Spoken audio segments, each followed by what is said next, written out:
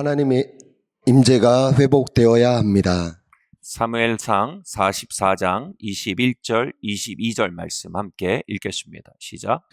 이르기를 영광이 이스라엘에서 떠났다 하고 아이 이름을 이가봇이라 하였으니 하나님의 꾀가 빼앗겼고 그의 시아버지와 남편이 죽었기 때문이며, 또 이르기를 하나님의 꾀를 빼앗겼으므로 영광이 이스라엘에서 떠났다 하였더라.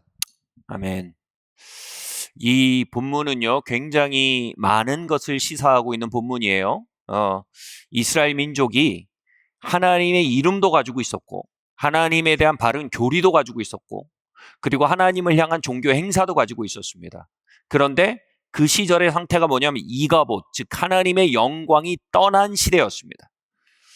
이 하나님의 영광이 떠났다, 즉 하나님의 임재가 떠났다는 것입니다.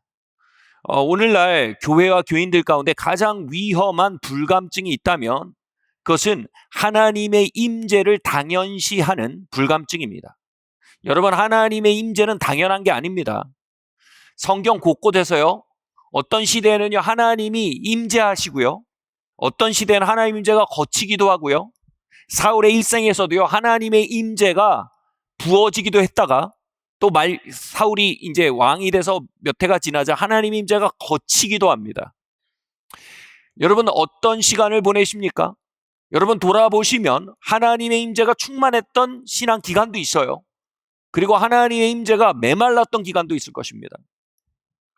또 이와 같이 하나님의 임재가 충만한 공동체도 있어요. 그렇지 않은 공동체도 있습니다.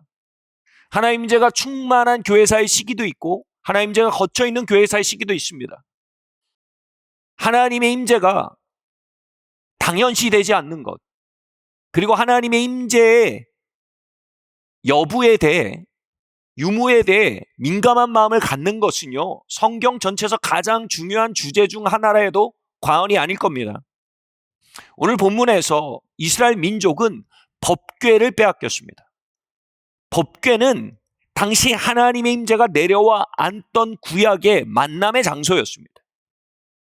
하나님의 음성이 거기서 흘러나왔고요, 하나님과의 만남이 그곳에서 이루어졌고요, 하나님의 능력이 거기서 베풀어졌습니다. 그런데 법궤가 빼앗긴 사건은요, 하나님의 임재가 빼앗긴 사건인 것입니다. 엘리의 며느리, 이 본문에 나오는 게 엘리의 며느리인데요, 그 사실에 대해 지금 출산을 해서 남자를 낳았다. 당시에 여인이 출산해서 남자아이를 낳은 것은요, 굉장히 중요하고 큰 경사입니다. 근데 출산해서 아이를 낳는 순간이었음에도 불구하고 법궤가 깨었다는 소식을 듣고 크게 슬퍼하며 이가봇이라고 아이의 이름을 짓습니다. 이가봇이 뭐냐면 하나님의 임재가 이제 떠났다, 하나님의 영광이 이제 떠났다라는 선언입니다. 그것을 너무나 애도하고 슬퍼했던 것입니다. 여러분, 우리의 삶에 영적인 패배, 일련의 영적인 패배가 계속될 수 있어요. 그리고 성경이 제시하고 있는 크리스찬의 삶의 모습이 나타나지 않을 수 있습니다. 이것은요, 하나님의 임재가 약해지고 거쳐가고 있는 대표적인 증상 중에 하나입니다. 저를 비롯해서 우리 성도님들 가운데 내가 이겨왔던 육을, 옛사람을 이기며 전진하는 상태가 있고요, 죄를 이기며 전진하는 때가 있고요, 죄에 대해서 힘이 없고 옛사람을 극복하는 데 힘이 떨어지는 상태가 있어요. 여러분, 이때 굉장히 우린 민감해야 합니다. 내가 다시 죄를 이기라고 결심하는 정도가 아닙니다. 내가 다시 옛사람을 이겨야지 결심해야 된다는 건 단순히 얘기하는 게 아닙니다. 혹시 내 삶에 하나님의 임재가 약화되고 있는 거 아닌가? 거치는 것 아닌가? 여러분, 하나님은 언제나 우리와 함께 하십니다. 그러나 하나님의 함께 하심의 수위, 그 깊이와 높이와 수량, 물길로 비유돼요. 그 수량에는 차이가 있습니다. 마치 한 방울 두 방울 똑똑 떨어지는 것처럼 하나님 함께 할 수 있고요, 폭포수처럼 하나님 함께 할 수 있고요, 물이 바다 덮음같이 여호와의 영광을 인지하는 것이 온 세상에 가득하게 될 정도로 하나님이 부어지실 수도 있어요. 여러분, 우리는 하나님의 임재의 수위에 대해서 민감할 수 있어야 됩니다. 아멘. 여러분, 신앙은요, 단순히 내가 죄짓지 않아야지 이게 아닙니다. 내가 옛사람 이기고 살아야지 이게 아닙니다. 여러분, 그렇게 하면요, 나중에 노이로제 걸려요. 그 우리 힘으로 되는 게 아닙니다. 그건 하나님의 임재의 수위로 되는 겁니다. 하나님의 임재의 수위가 충분히 부어지고 충분히 하나님의 임재의 수위가 높으면요, 우리는 죄를 이기고 옛사람을 이기고 세상을 이기고 또 저주의 세력을 이기며 걷는 것이 비교적 수월해집니다. 언제나 쉽다는 거 아니에요. 그래도 비교적 수월해집니다. 우린 다시 말해서요, 우리의 영적 생활과 영적 승패의 일련의 전적들을 보며 우리의 삶에 대한 하나님의 임재의 수위에 대해 미루어 감지할 수 있습니다. 아멘. 여러분, 하나님의 임재의 수위가 어떠하십니까? 그리고 하나님의 임재가 수위가 약해질 때 이 엘리 제사장의 며느리처럼 이가 보시구나 하고 아파할 수 있어야 됩니다. 아멘. 문제는 뭡니까? 여러분, 하나님 임재의 수위는요, 역사상도 그렇고 성경적으로부터 개인의 삶도 그렇고 여러분, 수위가 오르내릴 수 있어요. 오르내릴 수 있어요. 문제는 뭐냐면 수위가 떨어졌을 때 그것을 내가 임재의 수위가 떨어졌구나 하고 하나님의 더 깊은 임재의 수위를 구하지 않고 그냥 그것을 정당화하고 당위화하면서 하기 시작하면 기만에 빠지게 됩니다. 영적인 기만에 빠지게 되면 하나님의 임재가 수위가 떨어진 상태가 장기화됩니다. 장기화돼요. 제가 대학교 1학년 때 개인적인 부흥을 경험하고 있었습니다. 하나님의 임재의 수위가 정말 깊었어요. 근데 대학교 2학년 때 어떤 새로 오신 사역자가 있었는데 그분이 하나님 기름 부음이 있는 분이었는데 그분의 사역 방식이 제가 너무 불편했어요. 그래서 마음속으로 막 비판했어요. 그러니까 영이 닫히면서 제가 그렇게 뜨겁게 드리던 예배에서 막 자기 시작했어요. 6개월 동안 잤어요. 제가 기만했어요. 뭐냐면 내가 피곤하다. 내가 좀 컨디션이 안 좋다. 아니요. 피곤하거나 컨디션은 좋지 않은 문제가 아니었어요. 하나님의 임재의 수위가 현격히 떨어진 일이었어요. 6개월 만에 그걸 인정했어요. 하나님 임재의 수위가 내가 지금 떨어져 있구나. 제가 제 옛사람이 굉장히 비판적이거든요. 완벽주의에 기차에서 비판하기 시작하면 나만 하는 게 없어요. 그분도 저한테 걸린 거죠. 나만 하는 게 없어요. 걸린 거예요. 그러고 나니까 임재의 수위가 뚝 떨어진 거예요. 그러니까 결국 임재의 수위가 뚝 떨어지니까 예배가 완전히 화석화되기 시작하고 하나님과의 동행이 삶에서 거치기 시작하고 죄에 대한 승리가 완전히 거치기 시작했어요. 그래서 옛사람으로 돌아가 버렸어요. 뭐예요? 하나님의 임재의 수위가 떨어진 거예요. 그리고 6개월 만에 제가 하나님 임재의 수위가 떨어졌군요라는 걸 받아들여 정직해야 돼요. 아멘? 어떻게 다윗이 회복했어요? 내가 정직한 심령을 내게 회복시켜 주십시오. 그걸 정당하면 안 돼요. 또는 그걸 이상하게 변명하면 안 돼요. 요즘 피곤해서 그래. 요즘 이래서 그래. 그게 아니에요. 하나님 임재의 수위가 떨어졌구나. 왜 그렇지? 내가 이렇게 비판적이었구나. 이것에 뒤에 얘기하겠지만. 그래서 제가 회개하면서 6개월 만에 하나님 임재의 수위가 다시 올라가기 시작했어요. 다시 말해서 저를 누르던 옛사람이 밀려나가기 시작하고 여러분 옛사람 스타일 여러분 아시죠? 여러분 옛사람 스타일 아세요? 갸가 돌아오면 정기적으로 방문하는 것이지 이러지 마세요. 네? 내가 이걸 이기고 살던 사람인데 왜 이런가? 질문하셔야 돼요. 내 삶에 하나님 임재의 수위가 떨어지게 하는 것이 무엇인가? 어떻게 하면 하나님 임재의 수위가 더 깊어질 수 있는가? 고민하셔야 됩니다. 기도하셔야 됩니다. 우리가 맨날 돌파 얘기하는 건 문제 해결되는 게 아니에요. 하나님 돌파는 뭐냐면 떨어졌던 하나님의 임재의 수위가 회복되고 또는 한계 지어졌던 하나님의 임재의 수위가 더 이전보다 높아지는 겁니다. 아멘. 또 어떤 분들은요, 이전의 하나님의 임재의 수위로는 도저히 살아낼 수 없는 삶을 만나게 되기도 해요. 하나님의 주권적인 시대 안에서. 그럼 뭐예요? 더 깊은 하나님의 임재의 수위로 들어가야 되는 초청이에요. 거기서 하나님의 더 깊은 임재의 수위로 초청받고 그것을 향해 두드리고 구하고 나아가지 않고 막 이렇게 하면 어떻게 해요? 이제 영적인 열쇠에 놓이게 됩니다. 여러분 우리의 돌파는요, 우리의 삶에 하나님의 임재가 회복되고 증가되는 것입니다. 아멘. 그리고 거기에서 발생되는 다양한 영적 패배에 대해서 우리가 변명하거나 잘못된 이유를 얘기하기 시작할 때 여러분 우리가 영적 기만에 빠지게 됩니다. 예수님의 이름으로 기만이 십자가에 못 박히길 바랍니다. 아멘. 우리와 하나님과의 관계에 대해서 정직하길 바랍니다. 우리의 삶에 대한 하나님의 임재의 수위에 대해서 정직하길 바랍니다. 아멘. 저는 모태신앙으로 태어났습니다. 그런데 제가 성경을 읽을 때마다 진짜 이해가 안 되는 게 성경에는 영적 승리의 얘기가 너무 많은데 제 삶은 영적 승리와 너무 먼 거예요. 그래서 이게 무슨 차이일까? 도대체 그들은 저렇게 영적으로 승리하고 나는 왜 이렇게 영적으로 패배하고 사는가? 처음엔 뭐예요? 저 사람들은 영웅적인 종교심을 가지고 있고 나는 종교심이 부족하구나라고 생각했어요. 천성의 문제라는 거예요. 노력의 문제라는 거예요. 여러분, 영적 승리가 노력에 달렸다면 그건 율법주의입니다.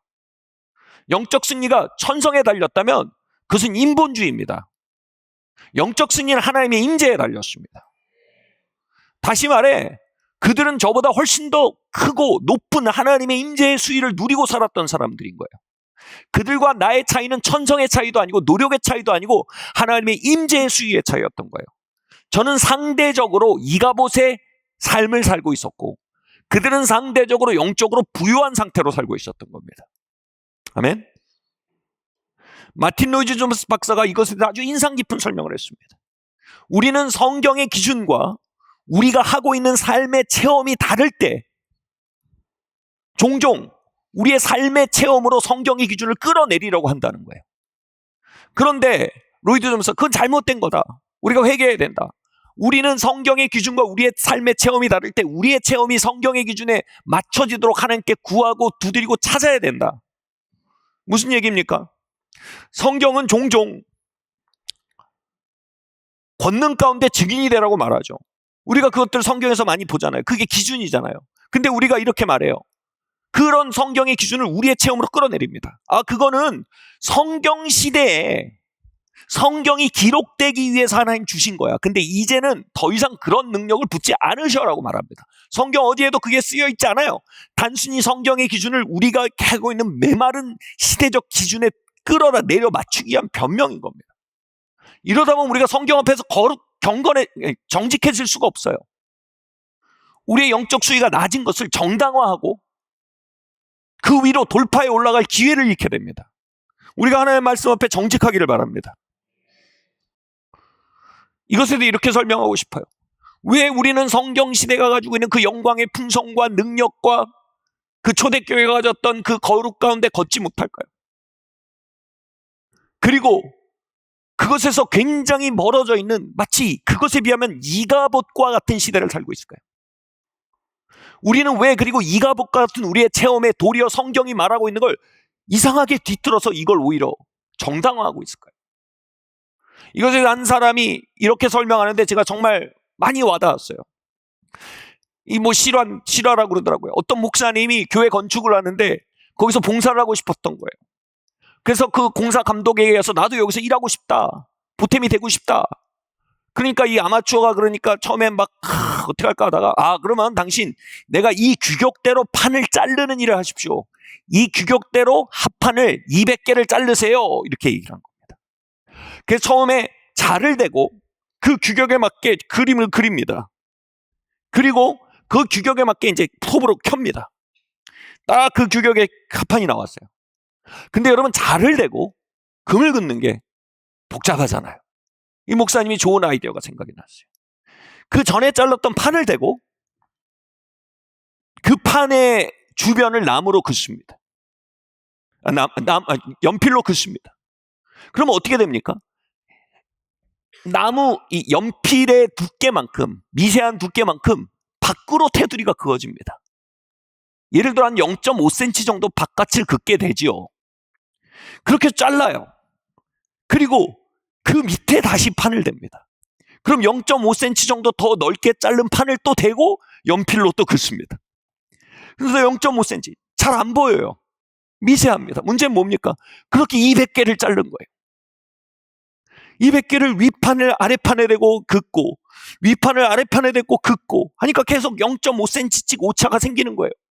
마지막에 200개를 잘랐을 때 200개는 1m 차이가 나는 거예요. 아무것도 쓸 수 없는 판이 된 거죠. 1m예요, 1m. 여러분, 예수님 뭐라고 하셨습니까? 너희가 하늘로부터 능력이 덧입을 때까지 이성에 유하라고 하셨습니다. 그리고 그 충만으로부터 걸어나가라고 명령하셨습니다. 아멘. 사도시대에는요, 그 충만한 하나님의 임재, 충만한 하나님의 능력, 여러분, 성령님이 뭡니까? 임재하시는 하나님이란 뜻입니다. 충만한 하나님의 임재의 수위에 대한 예수님의 명령을 심각하게 듣고요. 그 임재의 수위, 충만이란 말은 다른 말로 흘러 넘침입니다. 흘러 넘침이라는 수위를 유지하라는 주님의 명령 앞에, 다시 말해 하나님 임재에서 대단히 민감한 공동체였어요. 그 수위가 내려가면요, 그 수위가 올라갈 수 있도록 다시 구했어요. 근데 문제는 뭡니까? 우리가 성경이 말하는 스탠다드에 우리의 체험을 갖다 맞추는 게 아니라 조금씩 이제 판을 대고 긋는 것처럼 조금씩 바뀌는 거예요. 2000년이 흐른 지금 하나님의 인재에 대한 기준은 매우 희박한 것이 되어 있는 거예요. 하나님의 임재가 나타낼 수 있는 열매와 결과에 대해서 매우 제한된 생각을 갖게 되는 거예요. 그저 겨우 구원받는 것, 겨우 주일 성수하는 것, 그리고 겨우 11조 하게 되면 되게 많이 온 거고, 그리고 조금 더 가서 셀리도 할 수 있게 되는 거예요. 여러분, 하나님의 기준 그게 아니야. 하나님이 말씀하신 우리의 임재의 기준은요, 충만입니다. 흘러 넘침입니다. 아멘. 하나님의 사심을 나타내는 삶입니다. 그리스도가 우리를 통해서 흘러나가는 삶입니다. 어느 순간 우리는요, 우리 전 세대의 체험과 나의 체험과 그 다음 세대의 체험, 점점 메말라가는 그 체험을 기준 삼아서요, 이제는 그 기준에 맞춰서 성경을 다운그레이드 시키는 신학까지 가지게 됐다는 게 마틴 로이드 존스 박사의 지적인 것입니다. 주님은요, 우리를 근근히 사는 상태로 부르지 않으셨습니다. 충만으로 부르셨습니다. 우리는 원래 그 자로 돌아가야 돼요. 아멘. 우리 주변에 이렇게 믿는데, 우리가 하던 방식이 아니어야 됩니다. 우리 부모님도 이렇게 믿었는데, 나 신앙 가르쳐준 사람도 이렇게 믿었는데, 뭐 김집사 박집사도 이렇게 믿는데, 주변도 이렇게 믿는데, 여러분, 그건 잘못된 기준이에요. 성경이 말하는 기준이 있어요. 너희가 하늘로부터 너희가 성령을 받으면 권능을 받고 예루살렘과 온 유대와 사마리아 땅 끝까지 이르러 내 증인이 되리라고 말씀하셨습니다. 아멘. 증인이란 건요, 흘러넘쳐서 하나님이 보이는 상태입니다. 내 하나님이 내 안에 계신 정도가 아니라 나 안에서 흘러넘쳐서 하나님이 나타나는 상태입니다. 주님은 그 기준을 가지고 우리를 부르셨어요. 그 임재의 수위를 향해 우리를 부르셨단 말입니다. 아멘. 신학교에서 마태복음 5장에서 7장까지 산상보훈을 배울 때였습니다. 이게 산상보훈이 굉장히 아름다운 얘기인데 동시에 거의 살 수가 없는 얘기예요. 도대체 이거 어떻게 하고 사냐 이거예요. 그래서 많은 신학자들이 이렇게 해석을 했어요. 이 신학자들의 해석이 마틴 로이드 존스 박사가 지적한 것과 정확히 일치해요. 이렇게 살 수 있는 사람은 없다. 이게 하나님의 기준인데 우리가 이렇게 살 수 없으니까 전적인 하나님의 은혜를 의지하도록 우리를 하나님 앞에서 이 무력한 자로서 드러내게 하기 위해서 쓴 글이다. 이걸 살라고 쓴 게 아니다. 그래서 하나님 은혜가 필요한 죄인입니다라고 말하기 위해서 썼다는 거예요. 굉장히 위안이 되는데 문맥을 읽어보면 말도 안 되는 해석이에요. 예수님은 그렇게 살라고 명확하게 말씀하고 계세요. 그렇게 살기를 명확하게 기대하고 계세요. 그러니까 제가 너무 힘든 거예요. 이걸 그 신학교 시험에서 배우는데 그게 자꾸 명확하게 드러나는 거예요. 하나님 살기를 그렇게 기대하시는 거예요. 그러면 이거 도대체 이게 율법주의가 되는 거 아닌가? 근데 점점 나오는 규절이 뭐냐면, 여러분, 은혜에는요 2가지 사이드가 있어요. 모든 동전의 양면이 있듯이요, 은혜의 한 면은 뭐냐 하면 자격 없는 자에게 주시는 선물이란 뜻이에요. 아멘. 우린 그 기준 충족 못 시켜요. 근데 하나님이 자격 없는 우리를 은혜로 받아주세요. 자녀로 받아주세요. 은혜로 구원해 주세요. 은혜로 용서해 주세요. 근데 거기서 끝나지가 않아요. 은혜의 2번째 면은 뭐냐 하면 power to become 이란 뜻이에요. 우리 안에서 나의 나 된 것은 오로지 주의 은혜라 나의 공로로 되어진 것이 전혀 없도다. 사울을 바울로 살게 만든 하나님의 능력이란 뜻이에요. 다시 말해 사울을 하나님이 값없이 받아주시고 용서하셔서 하나님의 임재의 능력으로 동행해 주신 거예요. 그러니까 사울이었던 자가 사도 바울로 변화돼 간 거예요. 뭘로요? 결연한 결심과 종교심으로요? 아니면 하나님의 임재 수위로요? 사울을 바울로 만든 건 바울과 함께한 하나님의 임재의 수위예요. 아멘. 살인자가 사도 바울이 되게 한 건 그의 결연한 결단이나 영웅적 결심이 아니라 풍성한 하나님의 임재의 수위였단 말이에요. 다시 말해 마태복음 5장에서 7장까지로 우리가 살게 하는 건 하나님의 은혜 때문이에요. 즉 그렇게 전혀 살 수 없는 우리를 하나님의 자녀로 하나님의 친백성으로 부르시고 용서하고 받아주세요. 아멘. 그것은 우리를 정죄하기에 쓴 글이 아니에요. 그러나 동시에 뭐예요? 그건 너희 그렇게 살 수 있어 라는 어마어마한 영적 야심을 불태우게 만드는 거예요. 어떻게 우리가 그렇게 살아요? 할 때 뭐예요? 거기에 뭐가 그럽니까? 구하라. 그러면 주실 것이요. 찾으라. 그러면 찾을 것이다. 두드리면 두드리라. 그리하면 열릴 것이라. 하나님께서 어찌 자녀에게 구하는 자에게 좋은 것으로 주시지 않겠느냐? 누가복음에서 그 좋은 걸 뭐라고 말해요? 정확히 성령님이라고 말합니다. 즉 우리에게 산상보훈을 살아낼 만한 충분한 하나님의 임재의 수위를 우리에게 약속하셨다는 얘기가 되는 거예요. 즉 우리는 산상보훈의 스탠다드를 전혀 살 수 없는 무력한 자들이에요. 우린 그 앞에서 그렇게 드러납니다. 아멘? 아멘? 그럼 거기서 주님 죄인 된 나를 받아주셔서 감사합니다. 끝나는 게 아니에요. 그분이 그걸 살기 기대하세요. 무슨 미천 우리가 그걸 삽니까? 거기서 뭐예요? 구하고 찾고 두드리야. 뭐를요? 하나님의 임재의 수위를 말하는 거예요. 다시 말해서 그것은 우리로 하여금 그걸 너끈히 살아내게 할 임재의 수위가 약속되었음을 말하고 있는 책이에요. 아멘? 여러분 배를 타면요 물이 요 정도 낮으면요 뗏목이나 돛담배만 겨우 들어갑니다. 근데 수위가 이 정도로 깊으면요 큰 크루즈 배가 들어갈 수 있어요. 여러분 우리가 간신히 교회 다니고 귀한 일이에요. 간신이라고 해서 죄송해요. 진짜 귀한 일이에요. 그럼 아무튼 간신히 용서하고 간신히 죄 안 짓고 간신히 가정 유지하고 이게 아니고 뭐라고요? 하나님은 산상보훈의 라이프 스타일이 너끈히 흘러들어올 수 있는 임재의 수위를 우리에게 약속하셨다는 거예요. 근데 그게 자동적으로 하는 게 아니고 뭐라고요? 그걸 구하고 자꾸 두드리라는 거예요. 그 정도의 하나님의 임재가 우리에게 약속되었으니 그걸 목말라 하라는 겁니다. 아멘?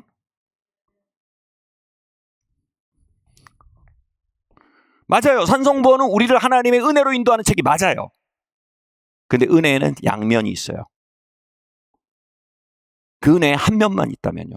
그건 무율법주의라는 잘못된 은혜예요. 그 은혜는 양면이 있어요. 여러분 하나님의 자녀로 불림받았죠? 아멘? 우린 그런 삶을 살 저력이 없는 사람입니다. 저력이 있다고 생각하면 오늘도 결심하실 거예요. 내가 살아야지.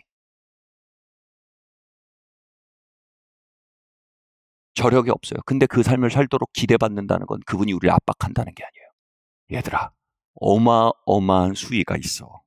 그걸 구해. 아멘? 교회의 놀이를 하라고 내가 너희를 부른 게 아니야. 산상보훈을 살 수 있는 정도의 임재의 수위가 있어. 아멘? 할렐루야. 그 모든 약한 자들의 유업이에요. 핵심은 뭐예요? 우리가 그 수위를 구하고 찾고 두드리는, 다시 말해 성경의 스탠다드에 우리의 삶의 체험의 스탠다드가 올려질 수 있는 임재의 수위가 있다는 것에 대한 신뢰이며 기대이며 갈망이에요. 아멘. 저는 결국 이 산상보훈 수업을 들으면서 내가 지금 누리고 있는 하나님의 임재의 수위는 아주 기체적인 것이라는 결정에 도달하게 됐어요. 사람들은 저의 하나님 체험에 대해서 큰 체험을 했다 그랬어요. 왜냐하면 저는 압구정에서 비행청소년이었어요. 그때 막 소주 대병으로 마시고 이러던 사람이었어요. 그런데 성령 충만을 받고 변화돼서 제가 압구정을 떠나서 장신대 선지동산에 가고 사람들이 와 그랬어요. 근데 그건 아주 기초적인 것이었어요. 저를 겨우 회심시킨 것이었어요. 더 엄청난 게 있어요. 내가 여인을 보는데 마음속에서 정욕이 없을 수 있고, 내가 알 수 없는 미래를 계속 대면하고 있었는데 마음속에서 두려움이 없을 수 있고, 원수가 내게 해를 가할지라도 마음속에 독이 없어요. 아멘? 이걸 가능하게 할 정도의 수위가 나에게 약속되었으며 불림받고 있다는 발견이 산상본을 읽으면서 하게 된 거예요.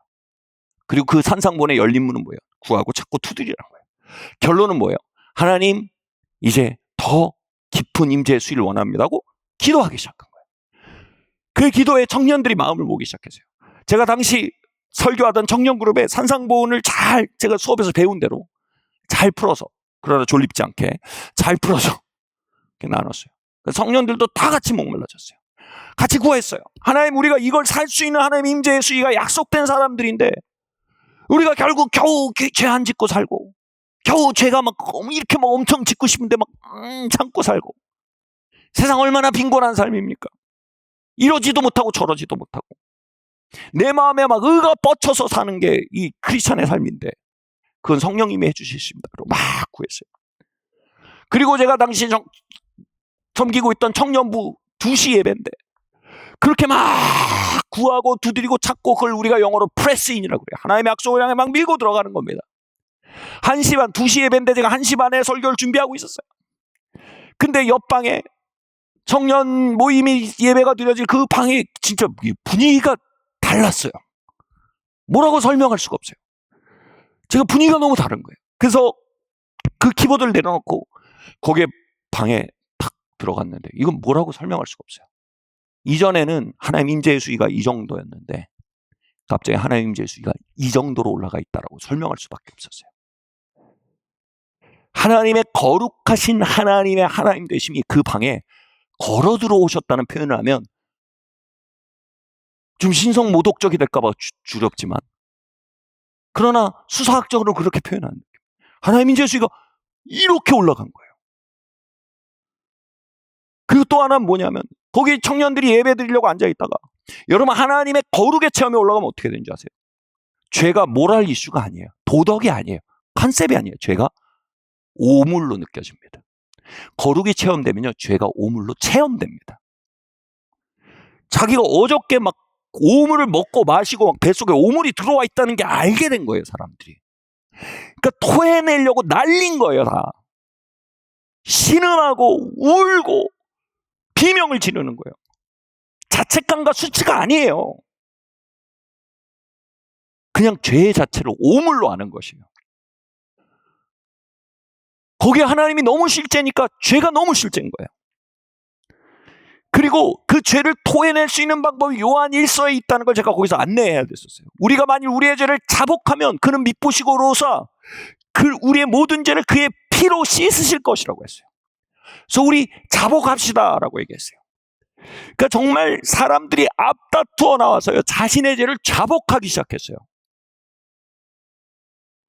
그러면서 그 거룩한 임재가 그들 안으로 돌격해 들어간다고 표현할 수밖에 없는 것 같아요. 그들이 그 임재의 습격한테 정말 고꾸라지고요, 죄를 토설하기 시작했어요.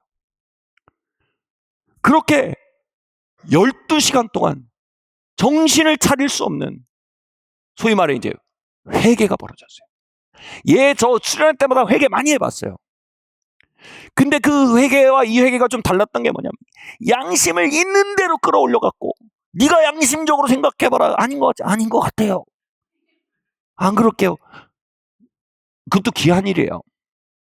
근데 이건 뭐냐면, 임재의 수위가 이렇게 올라갔을 때 일어나는 회개는요, 그냥 그 찬란한 빛 앞에서요, 오물이 오물 근대로 드러나는 거예요. 그걸 누구든 버리고 싶은 거예요, 그 자리에서. 그렇게 죄를 토설하는 게 12시간 동안 계속돼요. 제가 그 모임을 마치고 집에 가셔야 됩니다. 다행히 제가 그런 걸 공부를 해봤기 때문에, 이게 지나침이란 거의 위험을 또 공부를 했거든요. 지나치면 몸이 이상해요. 12시가 됐는데 안 가려고. 가서 주무세요. 우리가 가서 잔다고 이게 하나님 임재가 끊어지면 그 하나님이 신실하지 않으신 거니까 가서 주무세요. 그리고 그 모이고 하나님 임재를 구하는 경험을 하게 됐어요. 여러분, 하나님의 임재를 여기서 위로 올라가는 거를 경험하면 어떻게 되는지 아세요? 여기서 여기 올라가면 어떻게 될까? 그 생각밖에 안 들어요, 여러분. 다른 생각이 안 든다니까요. 그 시편 기자가 기품이 기품을 부른대요. 나의 깊은 갈망이 하나님의 깊은 임재를 만나게 하면 더 깊음을 원하게 된단 말이에요. 누가 그래요. 고생을 해봐야 하나님 찾게 된다고. 그건 여러분 두 번째 아주 별로 안 좋은 방법이에요. 진짜 좋은 방법은 하나님 찾게 되는 거면요. 하나님 경험하면요. 하나님 찾게 될 수밖에 없어요. 정말 하나님 너무 찾게 돼요. 그때 그 청년들이요.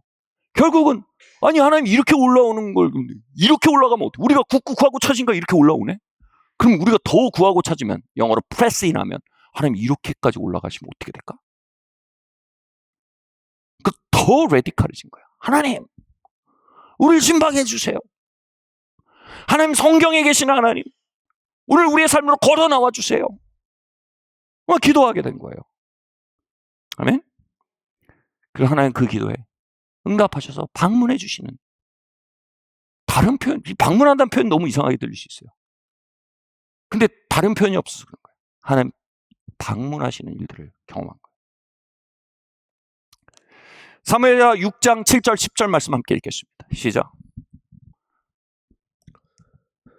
여호와 하나님이 우사가 잘못함으로 말미암아 진노하사 그를 그곳에서 치시니 그가 거기 하나님의 궤 곁에서 죽으니라. 여호와께서 우사를 치심으로 다윗이 분하여 그곳을 베레스 우사라 부르니 그 이름이 오늘까지 이르니라. 다윗이 그날에 여호와를 두려워하여 이르되 여호와의 궤가 어찌 내게로 오리요 하고 다윗이 여호와의 궤를 옮겨 다윗성 자기에게로 메어 가기를 즐겨하지 아니하고 가드 사람 오벳 에돔의 집으로 메어 간지라. 아멘. 그때 막 그렇게 막 하나님 죄가 올라가는데 또 하나님 죄가 한 수위가 팍 올라갈 때가 있었어요. 그때 나타난 일이 뭐냐면요. 전 정말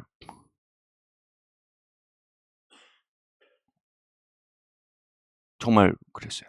정말 뭐라고 입이 딱 벌어졌어요. 사람들이 자신의 재정을 깨서요. 재정을 나누기 시작했어요.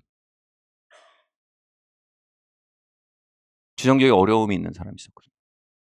근데 적금 통장을 깨서 그 결박을 풀어주는 거예요. 저희도 집을 열어서 거처가 없는 형제자매를 집에 받아들이기 시작했어요. 사도행전 2장에 있는 모습이더라고요. 그러니까 만몬이 깨진 거예요. 그래서 이게 되는구나. 여러분, 야 목사님 훌륭하시네요. 어떻게 어려운 사람들 집에 불러들이고. 그거는 둘 중에 하나예요. 타고난 천성이 좋거나 하나님 인재가 있으면요. 내 것을 내 것이라는 마음이 깨져요. 그냥 섬김의 재료로 생각하는 마음이 와요. 말씀드렸는데 제 천성은 아니었어요. 그리고 그곳에 모인 분들의 천성도 아니었어요. 영광을 그들에게 돌릴 수 없어요. 하나님 임재의 수였어요.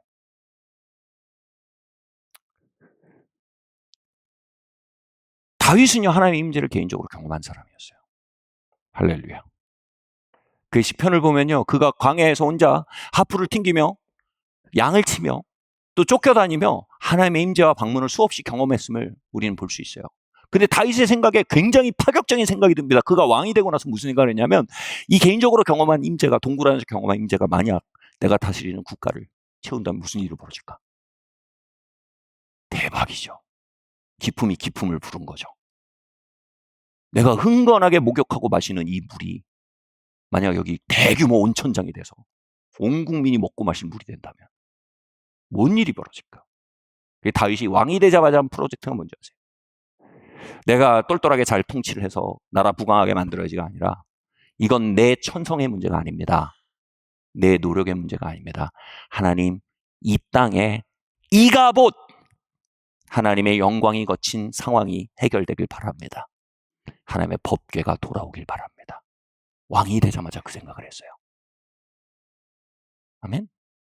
여러분 결혼하자마자 그 생각할 줄 아셔야 돼요. 하나님 임재가 이 결혼에 채워지길 원합니다. 우리 천성으로 가는 결혼 반반이에요, 확률이. 뭐가 반이고 뭐가 반인지 구체적으로 말씀 안 드릴게요. 다윗이 왕이 되고 나서 하나님 임재가 이 국가를 채운다면 어떻게 될까요? 그래서 잃어버렸던 법궤를 찾아오는 프로젝트를 합니다. 그러니까 임재를 회복하기로 결정합니다. 말씀드렸죠. 임재를 아는 자는요, 더 큰 임재를 향해 돌격하게 되어 있습니다. 그는 돌격해 들어갔어요. 그래서 그 법궤가 있던 곳을 찾아내서 그 법궤를 들고 옵니다. 왕권과 모든 걸 사용했어요. 문제가 발생했어요. 뭐예요? 우사라는 사람이 그 법궤가 막 내 생각, 하나님 임재죠. 내 생각 밖으로 막 튀니까 어떻게 돼? 그걸 통제하려고 손을 딱 뻗어서 확 누릅니다. 그러다 그 자리에 죽습니다. 다윗이 너무나 낙심을 했어요. 하나님의 임재를 회복하려고 하는데 사고가 벌어진 거예요. 저는 하나님의 임재를 이렇게 회복시켜 가시는 그 일들을 경험하면서, 한 명의 장로교인으로 그 경험하면서, 그리고 신학교에서 공부했던 20세기에 격렬하게 일어나고 있는 성령 쇄신 운동이 무엇인지 알게 됐어요. 성령 쇄신 운동이 뭐냐면, 성부 하나님은 다스리는 하나님이에요. 아멘. 성자 하나님 누구예요? 예수님인데 구원하시는 하나님이에요. 그럼 성령 하나님 뭐예요? 임재하시는 하나님이에요. 성령 쇄신 운동이 뭐냐면 하나님의 임재 회복 운동이에요. 아멘. 그래서 하나님의 임재 회복 운동, 즉 하나님의 임재와 하나님의 권능을, 하나님의 영의 임재와 권능을 교회 안에 회복하자는 운동인 거예요. 그 하나님의 임재가 회복돼가는 여정 속에서 결국 성령 쇄신 운동 안에 있었던 수많은 혼돈에 대해서 생각하게 됐어요. 수많은 우사들, 다시 말해서 하나님의 임재를 섬기되 하나님의 임재가 회복되는 건 좋은 거예요. 근데 하나님의 임재를 섬기되 어떻게 돼요? 자기 방식대로 섬긴 거예요. 그러면서 우사와 같은 수많은 희생자가 발생했다는 걸 전 들어왔어요. 예를 들면 하나님의 임재와 권능이 막 회복되는데 교리적으로 단단하지가 않아요. 교리가 뭐냐면 하나님의 방식으로 하나님의 역사를 설명하는 길이에요. 그걸 우리 방식대로 하면 안 돼요. 교리에 벗어나게 설명하면 안 돼요. 나 좋은 대로, 나 꽂힌 대로 막 얘기하다 교리가 이상해지면 안 된단 말이에요. 우리는 하나님의 교리, 하나님의 일을 설명하는 방식에 대해 존중하고 그 앞에 경외심을 가지고 설명해야 돼요. 근데 어떤 사람들 교리적으로 막 어긋나는 거예요. 이게 뭐예요? 우사예요. 교리적으로 잘못 따른 거예요. 그래서 희생자가 발생되는 거예요. 그리고 어떤 사람들은 그 권능을 잘못 따른 거예요. 그것을 섬김의 재료로 쓰지 않고 사람들을 조종하는 재료로 쓴 거예요. 그런 일 흔해요. 자기 방식대로 해버린 거예요. 이게 뭐예요? 영적인 학대가 벌어진 거예요. 사람들 영적으로 유린하거나, 제가 잘 쓰는 말이지만 영적으로 일진 꼬붕, 일진 있고 셔틀들 주변에 있고, 죄송합니다, 이런 관계를 만드는 거예요. 그래서 영적으로 약탈하는 문제가 생겨요. 또 다른 우사예요. 자기 방식으로 능력을 오남용하는 거예요. 또는 오도된 체험주의. 여러분, 체험은 좋은 거예요. 문제는 뭐예요? 체험주의가 문제예요. 무슨 말인지 아세요? 체험과 체험주의는 달라요. 체험은요, 체험이 벌어지는 것을 인정하고 받아들이는 거예요. 체험주의는 뭐예요? 체험을 쫓아가는 겁니다. 주의가 들어가면 지나침이 시작돼요. 그것 역시도 자신의 방식대로 하나님의 임재와 능력을 다루는 것으로 생긴 희생자예요. 다윗이 하나님의 임재를 회복하는 하나님의 임재 회복 운동을 했는데 초기 방식에 뭐가 나타났어요? 자기 방식대로 하다가 희생자가 발생된 거예요. 피해가 발생한 거예요. 그러니까 다윗이 어떻게 돼요? 야, 이거 안 해야겠다. 이거 너무 위험하다. 혼돈과 낙심을 가지게 됐어요. 저는 그런 사례를 많이 봤고, 심지어 제가 사역하는 그 현장에서도 수많은 위험들이 잠재해 있다는 거. 그리고 그것이 일으킬 수 있는 희생과 피해에 대해서 두려운 마음이 들더라고요. 다윗이요, 결국 우사를 죽는 거, 그리고 법궤를 오베데도즘에 갖다 놓고 그 쇄신 운동, 하나님의 임재를 회복하는 운동을 그쳐버립니다. 그러다가 시간이 지나서 다시 목말라지는 거예요. 그리고 그건 하나님의 임재의 문제가 아니었구나. 우리가 우리 방식으로 하나님의 임재를 다루려고 한 게 문제였구나. 내가 하나님의 길을 배워야 했구나. 하나님의 임재를 섬기는 길을 배워야 했구나. 그건 하나님의 임재가 위험한 게 아니라 하나님의 임재를 우리 마음대로 하려는 자세가 위험한 거구나. 그리고 하나님께 배우는 마음, 겸손한 마음을 가진 거예요. 그리고 다시 이제 하나님의 방식대로 법궤를 날라와서 예루살렘까지 법궤가 들어옵니다. 실패의 값을 치렀어요. 실수의 값을 치렀어요. 겸손의 값을 치렀어요. 교정의 값을 치렀어요. 그리고 그는 하나님의 임재, 성령을 쇄신할 수 있는 지도력을 갖게 됐어요. 그리고 마침내 하나님의 임재의 법궤가 예루살렘에 들어올 때 그가 너무 감격해요. 그 앞에서 막 격렬하게 막 춤을 추고 난리가 납니다. 예, 거기서 이제 어떤 번역을 보면 그때 이게 로프였잖아요. 이게 들려서 다윗의 하체가 다 보일 정도로 왕이 춤을 춥니다. 다윗의 인생의 가장 아름다운 날인 거예요.